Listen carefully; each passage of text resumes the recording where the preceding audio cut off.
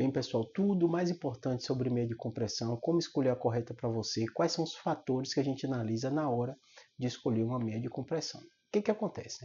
A gente sabe que a trombose nas pernas é uma doença muito frequente, muito comum, em especial pessoas com fator de risco, obesidade, idade avançada, pessoas que já tiveram trombose previamente, que estão tratando câncer, né? Que passaram por alguma cirurgia, têm algum tipo de inatividade e vão fazer viagens prolongadas, acaba sendo recomendada a meia de compressão. E a primeira pergunta que a pessoa faz é: preciso ou não preciso de uma meia de compressão? Geralmente é no contexto de uma viagem prolongada. A meia de compressão geralmente está indicada quando o paciente tem fator de risco, né? É importante você ter um médico, porque às vezes o médico não vai querer sua meia de compressão. Pessoas com alto risco, eles vão indicar, às vezes um clexânio, heparina, para somar da meia de compressão e evitar esse paciente ter uma trombose, né? Segundo fator muito importante, quando a gente fala de meia de compressão, é a extensão dela, o tamanho dela, né? A grande maioria é aquela que vem até o joelho, né, 3/4, que justamente vai ter, parecido com a meia, na parte de baixo. Algumas são abertas a parte dos dedos, outra fechada, vai depender do conforto de cada paciente. Às vezes você mora num local que é muito quente, né? Que ele gosta daquela mais aberta, mas não vai fazer grande diferença do ponto de vista de evitar uma trombose, as duas acabam evitando. Tem pessoas que precisam de uma maior, que vai até essa região daqui da coxa. Vai depender muito do seu contexto, né? O contexto do fator de risco é alto, não é?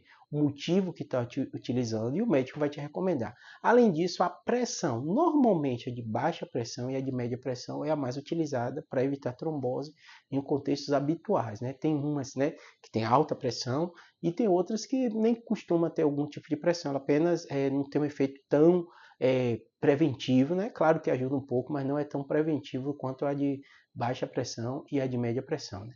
O tamanho dela, por isso que é importante você testar, porque é possível hoje você medir a coxa, a panturrilha, né, se for da maior, a panturrilha, e colocar, geralmente na internet quando você compra, qualquer uma dessas plataformas vai ter o tamanho a depender dessas medidas suas, né?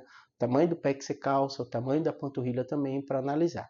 Mas o ideal é você testar, porque tem pessoas que a gente sabe, né, que tem formatos, anatomias diferentes, que às vezes vão precisar de uma meia maior do que a princípio seria para a média das pessoas, do tamanho dela, da altura dela, do tamanho da panturrilha dela. Mas, hoje em dia, até comprando online é possível você trocar, é uma possibilidade, né? Mas o ideal é sempre você testar, porque você vai ter noção do conforto.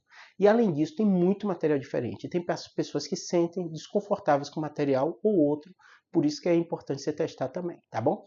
Espero que tenha ajudado. São esses os fatores, né? O tamanho, a pressão, se aberta ou fechada a parte do pé, né? Se você precisa ou não, que é o mais relevante, se vai precisar de outro método como anticoagulante e tudo para evitar trombose. Por isso que é importante você ter um médico te orientando nesse aspecto, tá bom? Mas esses são os aspectos mais comuns, mais indicados para usar meia de compressão.